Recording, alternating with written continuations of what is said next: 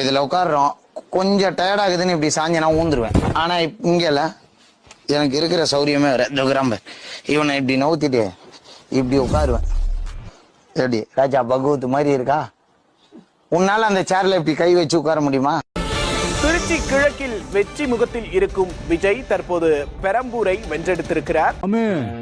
அன்போ அடியோ எனக்கு கொடுக்கும் போது கொஞ்சம் யோசிச்சு கொடுக்கணும். ஏன் சொல்லு, நீ எதை கொடுத்தாலும் அதை நான் ட்ரிபிளா திருப்பி கொடுப்பேன். உனக்கு தெரியாதுல்ல என்ன பத்தி.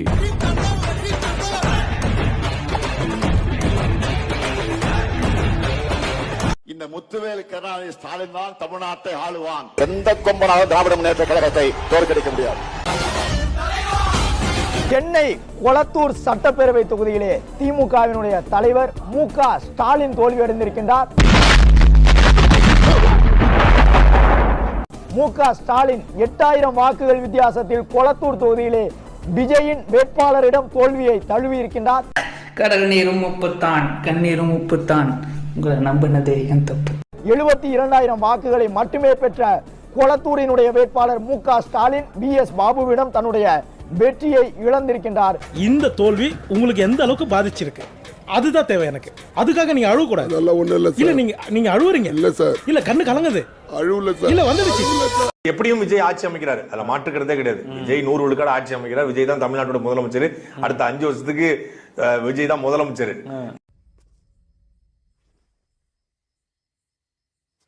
அது என்னடா சொன்னாங்க? கிழக்குலயும் தோற்கிறாரு, பெரம்பூர்லயும் தோற்கிறாரு. எழுதி வைத்துக் கொள்ள புக் மார்க் பண்ணி வைங்க. இந்த கிளிப்பை மட்டும் எடுத்து கட் பண்ணி வைங்க. 2 தொகுதியும் தோற்கிறாரு. திருச்சி கிழக்கில் வெற்றி முகத்தில் இருக்கும் விஜய் தற்போது பெரம்பூரை வென்றெடுத்திருக்கிறார்.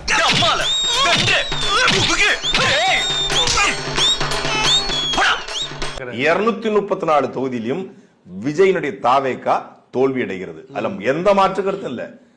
எந்த தொகுதியும் ஜெயிக்க முடியாது, எந்த தொகுதியும் ஜெயிப்பதற்கான வாய்ப்பே கிடையாது. இவங்க கொடுத்த பில்டப் எல்லாமே சுக்கு சுக்காக உடைய போகிறது. கொஞ்சம் அங்கே பாரு கண்ணா. நாம் தமிழர் கட்சியின் தலைமை ஒருங்கிணைப்பாளர் சீமான் உட்பட அக்கட்சியில் போட்டியிட்ட அனைவரும் தோல்வியடைந்துள்ளனர்.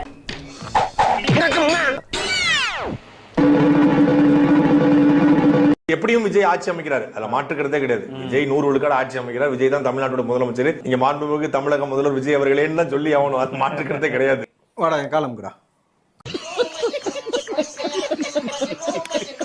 சினிமாக்கான வந்தா ஜெயிச்சான் அப்படிங்கிற வரலாறு கடைசியா எம்ஜிஆருக்கு மட்டும் தான் இருக்கும். நீங்க எழுதி வச்சுக்கோங்க. இந்த தேர்தல் காலத்துல எங்களை எவனாலையும் எதிர்கொள்ள முடியாது, அந்த எவனாலையும் எதிர்கொள்ள முடியாது. நாம் தமிழர் கட்சியின் தலைமை ஒருங்கிணைப்பாளர் சீமான் உட்பட அக்கட்சியில் போட்டியிட்ட அனைவரும் தோல்வியடைந்துள்ளனர். பேச்சாடா பேசுன, கொஞ்சம் நெஞ்ச பேச்சா பேசுன. மன்னர் பரம்பரை, மண்ணாங்கட்டி பரம்பரை, நீயே இப்ப மாவு கட்டு பரம்பரை ஆகிட்டாங்க. நாங்க ருத்ர தாண்டவம் ஆடவம் காட்டிருக்கோம். இது வரைக்கும் சிவதாண்டவத்தை பார்த்திருப்பீங்க. சீமான் தாண்டவத்தை இந்த தேர்தலை பார்க்க போறீங்க.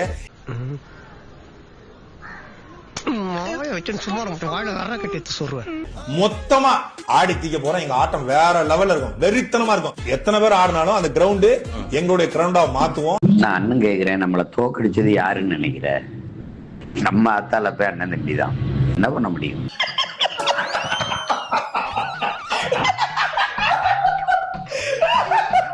எதிர்கொள்றது எளிமைதானா விஜய்? ரொம்ப நாங்க ஜாலியா, அது சும்மா ஒரு காமெடி பேசுங்க. அவங்கெல்லாம் நீங்க இவ்வளவு சீரியஸாவே நீங்க பேசக்கூடாது. என்டர்டைன்மெண்ட் இங்கிலாந்து இந்த 84 மானை வணக்கம்.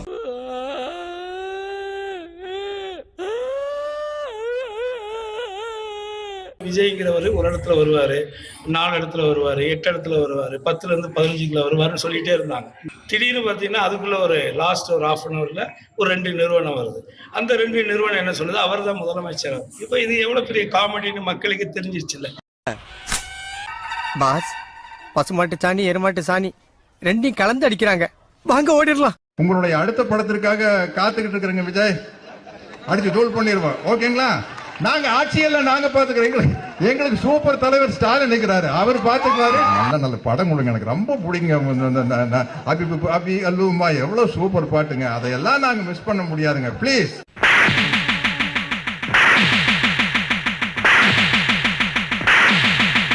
அடுத்த முதல்வர் ஸ்டாலின்ங்கிற நிலைமை மாறி ஸ்டாலின் சொல்றவர் தான் அடுத்த முதல்வராக வர முடியுங்கிற நிலைமை இன்னைக்கு 133 இடங்கள் திமுகவுக்கு அணிக்கும் அதிமுக அணிக்கும் சேர்ந்து இருப்பதனால அவங்களுக்குள்ள ஒரு தாவேக்காவுக்கு 97 100க்கு கீழே தாவேக்கா தேங்கி இருக்கக்கூடிய சூழ்நிலையில ஸ்டாலின் சுட்டி காட்டக்கூடியவர் முதல்வர் ஆவாருங்கிற ஒரு சூழ்நிலையில ஸ்டாலின் ஒரு பெரிய பிளேயராட்டு இருக்கிறாருன்னு தான் நான் பார்க்கிறேன்.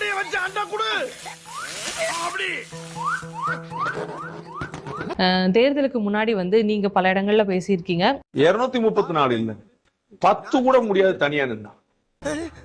அத்தாடி ரொம்ப கொடூரமா பேசியிருக்கேனே. அது நம்ம புரிஞ்சுக்கணும். 10 சீட் கூட தனியா முடியும். திரு விஜய் அவர்கள் சொல்லணும், திரு ஆதவ சவால் வரட்டும். நாங்க தனிச்சு நாங்க 234 அடிக்கிறோம். 26% இருக்கு. 234 வேண்டாம், 100 வேண்டாம், 50 வேண்டாம், 30 10 சீட் ஜெயிச்சிடும். நான் அரசியலே பேச மாட்டேன். பங்கு மாட்டிக்கிட்ட பங்கு. எப்ப பார்த்தாலும் எல்லாரும் சேர்ந்து எனக்கு திருட்டு பட்டம் கட்டலான்னு பாக்குறீங்களா? இதுல 15 கருத்து கணிப்பு வந்து எக்ஸிட் போல்ல வந்திருக்கு. 14 கருத்து கணிப்புகள் தோல்வி அடைஞ்சிருச்சு. அப்போ வந்து இது ரொம்ப சாதாரணமான விஷயம், ரொம்ப வழக்கமான விஷயம். அப்ப நம்ம இன்னமும் சரியா படிக்க, இன்னமும் சரியா புரிந்து கொள்ள முயற்சி பண்ணுமே தவிர இதுல ரோச பொருள் அர்த்தம் கிடையாது. என் பையன் சத்த நேரத்துக்குள்ள எப்படி மாத்திர பாத்தீங்களா? அனைவருடைய கணிப்புமே தலைகீழாய் மாறி போயிருக்கு. இந்த ஒரு முடிவு வரும் அப்படின்னு ரங்கராஜ் பாண்டே அவர்கள் எதிர்பார்த்தாரா? எம்ஜிஆரை பார்த்திருக்கேன், சிவாஜியை பார்த்திருக்கேன், ரஜினியை பார்த்திருக்கேன், கமலை பார்த்திருக்கேன். இந்த மாதிரி ஒரு நடிகரை பார்த்ததே இல்லடா. நீங்க கேள்வியிலேயே குறிப்பிட்டது போல யாருமே எதிர்பார்க்காதது அப்படின்னு சொல்லும்போது ரங்கராஜ் பாண்டே மட்டும் எதிர்பார்த்து வந்து காமன் மேன்ல ஒருத்தர் தான். அடியாலாம் அடிச்சுட்டே இருப்பாங்களா? அப்பப்போ அடியும் வாங்கணும், புரியுதா? தொடர்ந்து விஜய் அவர்களுடைய முதல் மாநாட்டில இருந்து சொல்லப்பட்ட விஷயம் என்னன்னா, இந்த கூட்டம் அனைத்தும் வாக்கா மாற ஒருபோதும் வாய்ப்பு கிடையாது அப்படின்னு சொல்லியிருந்தோம். அரை நூற்றாண்டு கால திராவிட கட்சிகளின் ஆதிக்கத்தை முடிவுக்கு கொண்டு வந்து முதன்முறையாக கோட்டையை கைப்பற்றி வரலாற்று சாதனை படைத்திருக்கிறது தாவேகா. எந்த கருத்து கணிப்புல ஒரு 15% கீழே வாங்கல. நாங்க நடத்துற 4 கருத்து கணிப்புல 20% வாங்கினார். அப்ப நல்ல ஓட்டு வாங்குவாருங்கிறதுல யாருக்குமே குழப்பம் ஏற்படல. அது ரொம்ப தெளிவா இருக்கும். இவ்வளவு ஓட்டு வாங்குவாருங்கிற யாருமே எதிர்பார்க்கல.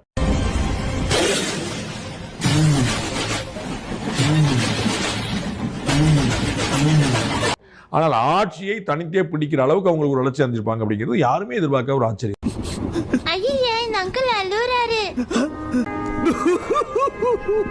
அணில் குஞ்சு, விசிலடிச்சான் குஞ்சு, தற்குறி.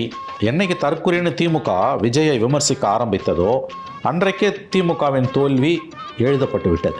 நம்மளால நமக்கும் பிரயோஜனம் இல்லை, நம்மள அண்டினவங்களுக்கும் பிரயோஜனம் இல்லைன்னு ஒரு வாழ்க்கை வரும்போது என்னத்தையா? எம்ஜிஆருக்கு பண்ணது ஜெயலலிதாக்கு பண்ணது எப்படி அவங்க தலையில விடிஞ்சதோ அதே மாதிரி இன்னைக்கு விஜய்க்கு பண்ணதும் திமுக தலையில விடிஞ்சிருக்கு. தோல்வி அப்படிங்கறத தாண்டி ஒரு படுதோல்வி திமுகன்னு சொல்லலாமா? ஐயோ அப்படி சொல்லாத. திமுகவினுடைய கோட்டை சென்னை அப்படின்னு சொன்னாங்க. அங்கே வந்து 2 தான் ஜெயிக்க முடிஞ்சிருக்கு. இப்போ வரக்கூடிய நிலவரப்படி 14 சீட்ஸ் வந்து டிவிகே. அது கிட்டத்தட்ட ஸ்வீப் மாதிரி தான். என்ன சொன்னீங்க? கூட்டமெல்லாம் ஓட்டாகுமா? விஜய்க்கு ஓட்டு விழுவுமா? விஜய் எங்க நின்றாலும் விஜய் தோப்பாரு 100%. இப்போ விஜய் எங்க நின்றாலும் திமுக காரன் தான் ஆப்போசிட்ல நிப்பான். முடிஞ்சா ஜெயிச்சுக்கோ, அப்புறம் பாத்துக்கலாம். ஏன்னா அழுகுற? அழுதுக்கு இருக்க நீ?